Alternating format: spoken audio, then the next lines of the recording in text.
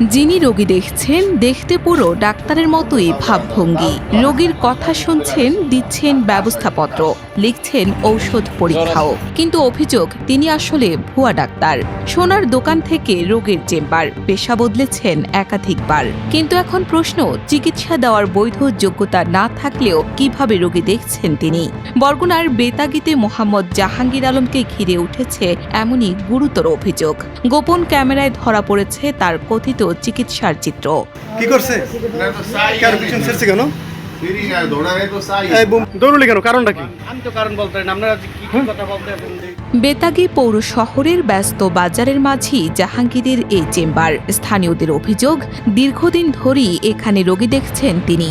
অথচ স্থানীয়দের ভাষ্য, প্রায় এক দশক আগে রেন্টে কারের বাইক রাইডার হিসেবে কাজ করতেন জাহাঙ্গীর। পরে যুক্ত হন স্বর্ণ ব্যবসায়, আর এখন রোগীদের কাছে পরিচিত ডাক্তার হিসেবে। কোনো ডাক্তার না, উনি দীর্ঘদিন যাবত ওই স্থানে বসে রোগী দেখতেছে।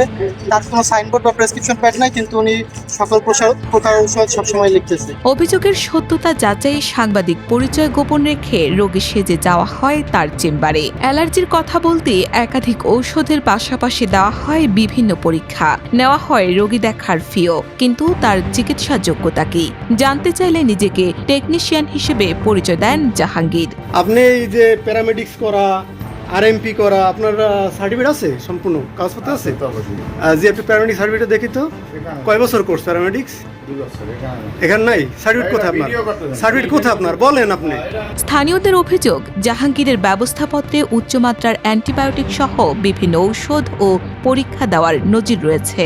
শুধু তাই নয়, চেম্বার ঘিরে কথিত দালাল চক্র থাকার অভিযোগও করেছেন স্থানীয়রা। তাদের দাবি, বিভিন্ন এলাকা থেকে রোগী এনে চিকিৎসার নামে অর্থ আদায় করা হয়। তবে সব অভিযোগের সত্যতা যাচাই এবং জাহাঙ্গীরের বিরুদ্ধে আইনগত ব্যবস্থা নেওয়ার বিষয়টি প্রশাসনের তদন্তের উপর নির্ভর করছে।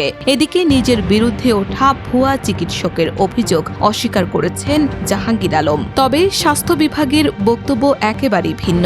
বিভাগীয় উপজেলা স্বাস্থ্য ও পরিবার পরিকল্পনা কর্মকর্তা জানিয়েছেন, জাহাঙ্গীরের চিকিৎসা দেওয়ার বৈধ কাগজপত্র নেই। এর আগেও তার বিরুদ্ধে ব্যবস্থা নেওয়া হয়েছিল বলে জানান তিনি।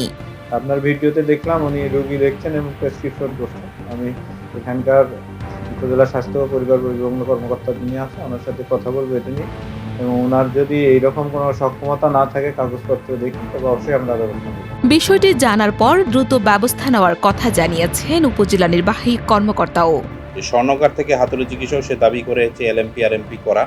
যাই হোক, আমি আমার এসিলেন্টকে নিয়ে আমি যেহেতু আপনি জানেন যে আমার কাছে ম্যাজিস্ট্রেসি পাওয়ার নাই, কাজে আমাদের উপজেলা প্রশাসনের সাহায্য নিতে হয়।